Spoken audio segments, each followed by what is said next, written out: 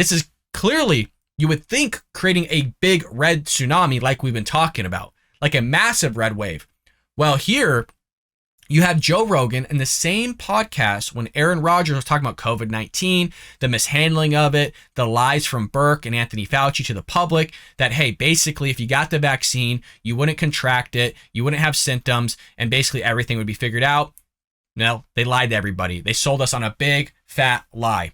Well, podcast host Joe Rogan advised Americans who were forced to shutter their doors, close their businesses, and harassed over COVID-19 mandates during the pandemic to vote Republican. Why is this such a big deal? Is because you have Joe Rogan. Joe Rogan's not a Republican. Joe Rogan is not a conservative.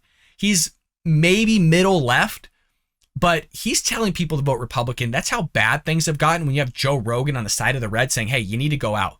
And who's he focusing on? Ron DeSantis of Florida, saying, look what that guy's doing. Clearly, the Republicans know how to handle things. Clearly, Republicans know how to govern. Look at any of the Democrat-ran cities. Los Angeles, Chicago, Seattle, Portland, New York City, Washington, D.C. That is just a few of almost all of them that have been ran right into the ground.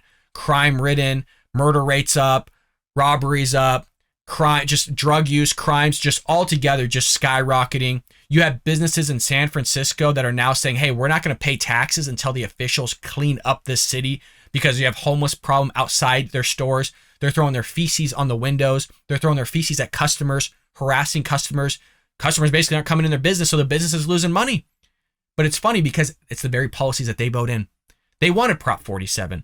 They wanted this type of crime. They wanted homeless to be able to stay on the streets because they felt bad for them. I'm sorry, I'm not saying homeless. I meant unhoused, according to Democrats. That's a politically correct term. We don't want to get banned or censored here on YouTube for anything we say. So sorry, it's unhoused. It's not supposed to be homeless anymore. Well, Rogan's comments came on Saturday during an episode with NFL star Aaron Rodgers, who infamously declined to get the jab. And by the way, he was discriminated against so hard. And we talked about this on yesterday's episode where you got the Democrats and the progressive left going, oh, well, we can't discriminate against people. It's bad to discriminate against people. All the while when conservatives, Republicans were being discriminated against by the very people that are supposed to be anti-discrimination, like for 3 years, and still are being discriminated against for not getting the jab or the vaccine. It's so mind-blowing how nobody talks about that from the Democrat Party, the progressive left. Over a 3-hour conversation, the two jested about legacy media corporations praising vaccination as the solution to the global pandemic, and politicians who broke their draconian mandates, primarily in Democrat-ran cities and states. Cool, I hope there are lessons learned in this. This is a new thing. And Joe Rogan goes on here to talk more about the COVID-19 and voting for Republicans. I want to go ahead and play that for you all right now with Aaron Rodgers. Let's go ahead and get this queued up for you. Let's roll. No one who is alive today had ever experienced a true pandemic. And I'm hoping that now that this is over, people are going to, recognize that some serious errors were made and not repeat those. That's the best you can get out of it. So what do you tell those people? Vote Republican. That's what a lot of them are going to do anyway. Yeah? Yeah. Oh, yeah. I mean, more than 1 million people transferred over to the Republican Party, I think in 2021 alone. Find out what that number is.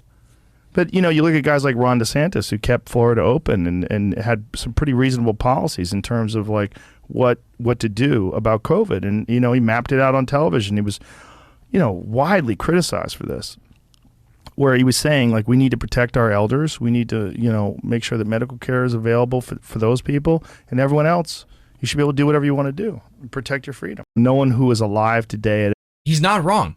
And that's the thing, he's not wrong. He's actually speaking logic and reason here. But there's also an issue with that of terms of voting Republican. And this is where y'all need to kind of listen up. And I mean that very seriously, is because we're talking about a red tsunami and all those things. And it might not be an actual tsunami or really a big wave here. And we'll get to that in just one moment. But if you listen closely, he talked about kind of the shift in numbers from one party to another. So according to a voter registration data analyzed by the Associated Press, more than 1 million voters across 43 states have politically shifted towards the Republican Party. Sounds all good. Again, just hold on one moment. The same data showed about 630,000 of the 1.7 million voters who changed their party affiliation registered Democrats. The shift has likely come from the Democrats' rhetoric in response to the pandemic and the Biden administration's record high gas prices and open border crisis on top of record inflation, 40-year record inflation. That's still at what, 8.5%. You also have PBS reporting that the Republican National Committee chair told the Associated Press in June that American suburbs would trend red for future cycles. Quote, Biden Democrats who woefully out of touch with the American people, and that's why voters are flocking to the Republican Party in droves. The Wall Street Journal also reported that an economic study released in April 2021 showed the pandemic results in roughly 800,000 U.S. establishments permanently closing during the first year of the viral outbreak, 200,000 more than in a typical recent year. And then Rogan goes on to talk about, as you just saw in the episode, kind of praising Ron DeSantis for his policies and the things that he did and the reasonable policies that he implemented. Now, here's the problem, is listening to Ben Shapiro's podcast on Monday morning, that red wave or tsunami isn't so much a wave or tsunami at all. This kind of surprised me as well, because you're hearing a lot of things from Fox News and other outlets, including So Am I, but he's bringing up the poll numbers here and kind of what's going on with the data, which I love as a stats teacher and mathematician. And he's saying here that basically what we thought would be very, just massive has shrunk down a lot within August here. And we're continue to seeing this type of shrinking in Georgia and other places around the nation where, yes, we might be winning a little bit, but we're not winning by a lot. And we're looking at the House and the Senate, and it's going to be close, you guys. So don't believe kind of everything you're hearing, because if Shapiro's data is correct, and again, I don't see him lying and twisting and manipulating the data. If anything, you would think that one would do that in our favor. We need to get out there to the polls. We need to vote here, folks, because this is not one of those things. We don't want to turn into the whole Hillary Clinton, Donald Trump, where Democrats stayed at home. Democrats did not come out to vote for Hillary. Republicans came out and voted for Trump. And it ain't looking good if we're going to continue and sit back here and not vote red and not vote Republican. And that's what we're seeing right now. Things are getting close here. You need to spread the word to your friends that now is not a time to be sitting back and relaxing, because everyone's been spreading, including myself. Oh, red wave, look at us. We got this. Everything's in the bag. It's not looking like that, folks. The gap is closing here. And the closer that we get to November, we still got about a month and a half, 2 months here. We got to pick it up here. You got to start contributing. You got to start donating. You got to start helping here your local communities, wherever Republicans or conservatives at. It's a big deal. That's why I've always been pushing this about getting conservative thought and ideas out there to new viewers at the beginning of the episode, of liking and subscribing, because we need to get our voices heard. We need to get the red wave out. A lot of people are kind of pushing the wrong thing now of, we're good. We got this. Look at what we're doing. Keep your head up, folks, because you don't want to get lax like the Democrats with Hillary Clinton with the 2022 midterms. And news is Trump's not looking like a good candidate for the Republican Party here in 2024 either. He still has January 6th riding on his coattails. As much as you and I don't really think it's a problem, as much as you and I going, it's not a big deal. He said, peacefully protest, do all these things. I'm on board with that.